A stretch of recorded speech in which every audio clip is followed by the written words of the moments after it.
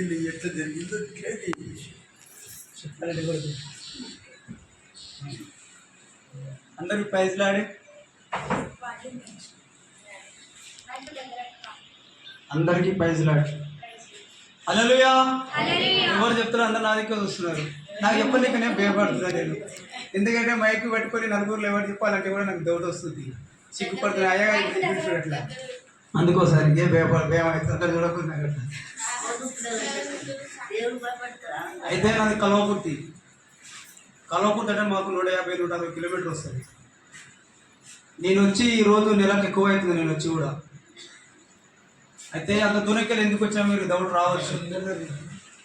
ఇక్కడ నాకు చర్చిలు అక్కడ కూడా మస్తు చర్చిలు ఉన్నాయి, సేవకులు ఉన్నారు, చర్చిలు పాస్టర్లు ఉన్నారు, మస్తు ఉన్నాయి.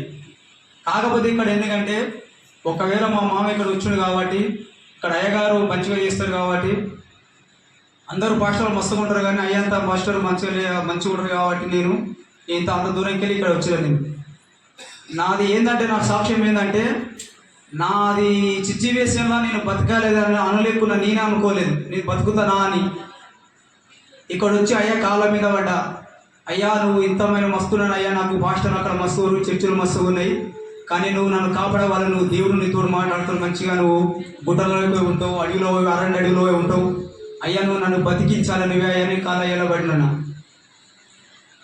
అయితే అయ్యా ఒక్కడేమని అన్నాడు, నీ విశ్వాసం ఉంటే నువ్వు ఎంత దూరంగా నీ విశ్వాసం ఉంటే నువ్వు బతికిస్తాడు దేవుడు, నువ్వు ఆధారపడకు అని దేవుడు నాకు చెప్పిండు అయ్యా. అదేవిధంగా అట్లా కూడా నాకు డౌట్ వచ్చింది, నేను చచ్చిపోతాను నాకు అంత సిచ్యువేషన్ ఉంది. నాకు ఒక్కొక్కసారి అర్ధమ రాత్రిలా ఒక 1 గంట రాత్రి కానీ 2 గంటల రాత్రి కానీ వచ్చి శక్తాల మీద పడి ఒక మాట రాకుండా పోయేది. అట్లా 3 సార్లు అయింది నాకు. ఏ శక్తి పడ్డదో దాని పేరు మషం అనే శక్తి అనేది నాలో ఉన్నది. అయితే నాకు అర్థం కాకపోయేది ఆ శక్తి అని నేను చెప్తున్నా కానీ వీడియో తీసిరు మా వాళ్ళు. అయితే నాలో ఉండే శక్తి అనేది నేను తీసుకుపోతా, నేను చంపినాక వదిలిపెట్టానని, నేను ఎంతవరకు నేను చనిపోయి చంపుకోపోతాను అనేది ఆ మషం అనేది పలికింది నా మీదకి వచ్చి. అయితే నాకు తెలియదు కానీ వీడియో చూపెట్టిన తర్వాత నాకు ఆ సిచ్యువేషన్లో నేను ఉన్నా. ఈ దేవుడు మంచిగా నన్ను కాపాడాడు అయ్యా అన్నాడు కదా, ఇంతవరకు పుట్టినరోజు చేసుకుంటున్నాడు రాములు అన్నాడు కదా, నిజంగా నేను దేవుని మహిమతోనే పుట్టినరోజు చేసుకుంటేయాలని. తల్లి కడుపులో ఎప్పుడు పుట్టినావో తెలియదు కానీ ఈ రోజు మాత్రం ఈ సంఘం చిన్న సంఘం అయినా సరే, ఈ సింగం మధురమైనా సరే, ఈ మధురంలో కూడా నన్ను దేవుడు మంచిగా కాపాడాడు. అయ్య కూడా నా కోసం మంచిగా తిప్పాలు పడ్డాడు. ఈ సోటి పాస్టర్ కూడా, ఈ ఐసోటి అయ్య గారు కూడా ఇక్కడ లేరు. నేను మస్తుగా చూసిన మా కలవగుర్తులో మరి 20 శక్తులు ఉన్నాయి. అంత దూరంకి వెళ్ళి ఇక్కడ దూరం వచ్చిన అయ్యా దేవుడు నన్ను మంచిగా కాపాడాడు, మంచిగా చేసాడు. అందరూ కూడా దేవుడిని నమ్ముకోండి, మంచిగా విశ్వాసం ఉంది, ఏదంతా కోల్పోగలగదాం మనం. దేవుడు మంచిగా చేసినందుకు నాకు ఇవాళ తల్లి కడుపుని ఇవాళ విట్టినా నేను. ఒక నిమిషం ఆయన చెప్పి వస్తే పట్టుకో. వాస్తవానికి ఆయన వచ్చినప్పుడు భయంకరమైనటువంటి దురాత్మ శక్తుల చేత పీడించబడుతూ మరి ఇక్కడికి వచ్చాడు. 4 శక్తులు వాడి ఏమన్నాయంటే, మేము ఇతన్ని చంపే వరకు మేము విడిచిపెట్టామని క్లియర్గా చెప్పాయి. క్లియర్గా చెప్పినప్పుడు ఎప్పుడైతే నేను ప్రార్థన చేసినప్పుడు మాత్రమే విడిచిపెట్టిపోయేది, మళ్ళీ యథావిధిగా సాయంత్రంలోకి వచ్చేది. అలాగా 4-5 సార్లు అలాగే వచ్చేది. ఆమె పేరు ఏం పేరు నీ పేరు అని చెప్తే అది ఒకటి అన్నది, నేను మైసమ్మను కనుక నన్ను లేపి నన్ను వదిలేరు కనుక నేను ఇతని యొక్క ఆవుష్యను తీసుకొని వెళ్తేనే నన్ను అక్కడ ఏమన్నాడు, నేను తీసుకొని వెళ్ళాలని చెప్పింది. చెప్పినాక తర్వాత నేను కరెక్ట్ 10 గంటలకు కూర్చొని 2 గంటల వరకు మేము ప్రార్థన చేయడం జరిగింది. ఆ రోజు ఏకంగా ఇతని యొక్క గుండె భయంకరంగా పిండిస్తూ, అయ్యా ఇక నా ప్రాణం అయిపోయింది అని చెప్పేసి చల్ల ఎంటలు వచ్చేసి, చేతులు తిమ్మిళ్ళు వచ్చేసి మొత్తం చల్లగా అయిపోయాడు మనిషి మొత్తం. ఆమె సంతోషం బాగా ఏడవడం మొదలు పెడుతుంది, ఇక చచ్చిపోతాడు ఆయన ఏడవడం మొదలు పెడుతూ ఉన్న సందర్భంలో నేను అన్నాను, నా దేవుడు గొప్పవాడు, 100% దేవుడు కార్యం చేస్తాడు తల్లి, భయపడవద్దని. నేను నా కుటుంబము రాత్రి అంతా బాగా ప్రార్థన చేశాను. ప్రార్థన చేసినప్పుడు ఎప్పుడైతే మేము ప్రార్థన చేయడం జరిగిందో అసలు ఒక కన్న కొడుకోలే ఆయనను అమర్చుకొని ఆయన సాధిలో చేయిబెట్టి ఈ గుండె మీద చేయిబెట్టి ఇది కడుపు మీద చేయిబెట్టినప్పుడు సాధిలో వచ్చి పడేది, సాధిలో చేయిబెట్టినప్పుడు గుండె కడుపులో వచ్చి పడేది. ఇలా పడుతూ ఉన్న సందర్భంలో శాప కొట్టుకున్నట్టు కొట్టుకొని బిల్లబిల్లలాడేది. చాలా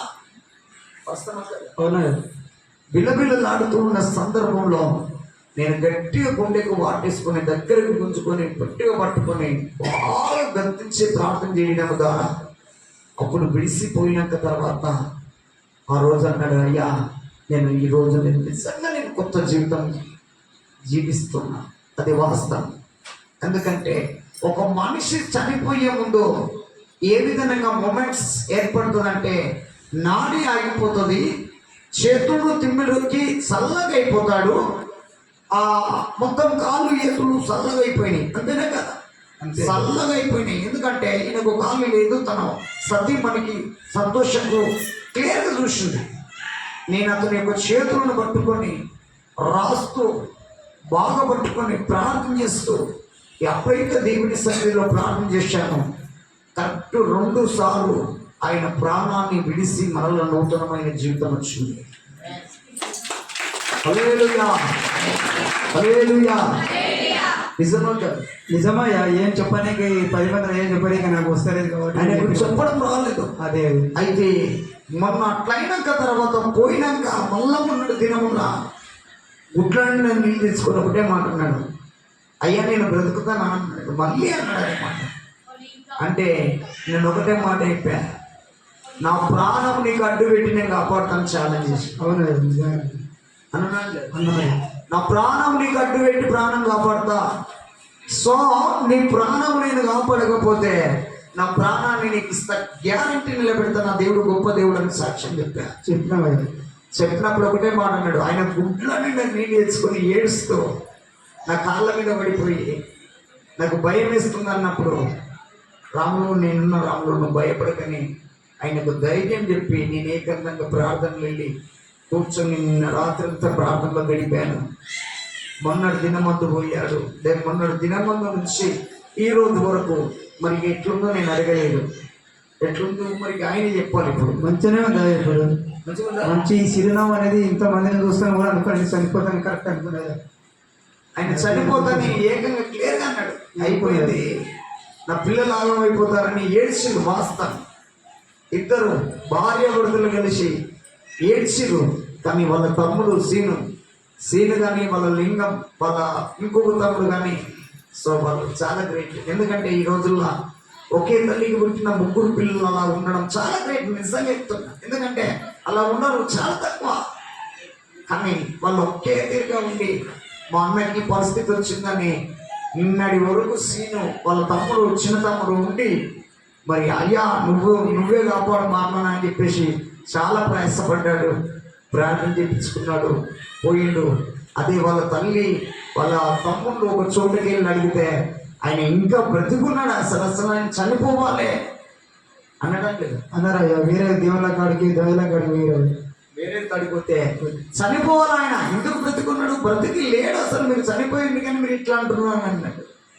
కానీ దేవుడు నూతనంగా కాపాడి ఆ బిడ్డను మళ్ళా తిరిగి నూతనంగా 5 సంవత్సరాలు 5 సంవత్సరాల దేవుని నమ్ముకొని వదిలిపెట్టి లోకము బంధువుల లోకము విధానానికి తొలగిపోయి మన పాపంలో పడిపోయి అన్యదేవతలకు మొక్కుతూ జీవించిన జీవితము మరల తిరిగి ఈరోజు నూతనంగా దేవుని సన్నిధిలోకి ఈరోజు ముఖ్యంగా నేను ఈ సంఘము మధ్యలో నాకు ఒక ఆశ కలిగింది.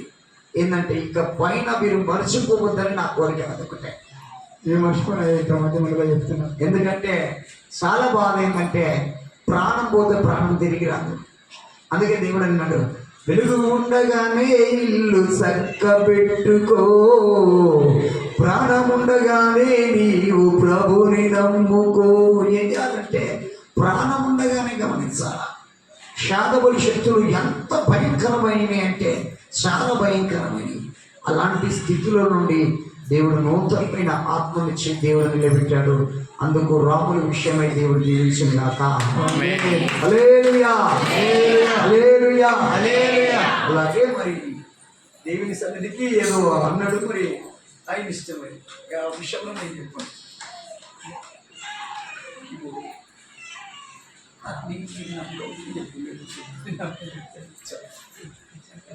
ఓకే, రైట్, కూర్చో. అమ్మా వినట తోలుతారా అమ్మా, వీడు కొడుతుర్రా నన్ను, ఈడా నన్ను తోలిచ్చి నన్ను కొడుతుర్రా ఈడా. నువ్వు పోవా ఇప్పుడు? వాడిద్దరు వచ్చి తోలిచ్చురు మళ్ళీ. ఇప్పుడు ఏం చేసి పోర్రా అన్నాడు. పోవా ఇప్పుడు? పోవా, పోతావా? పోవా, పోవా, పోతావా, పోవా. నువ్వు వారా తమ్ముడు వాడు వచ్చింది కరెక్టే.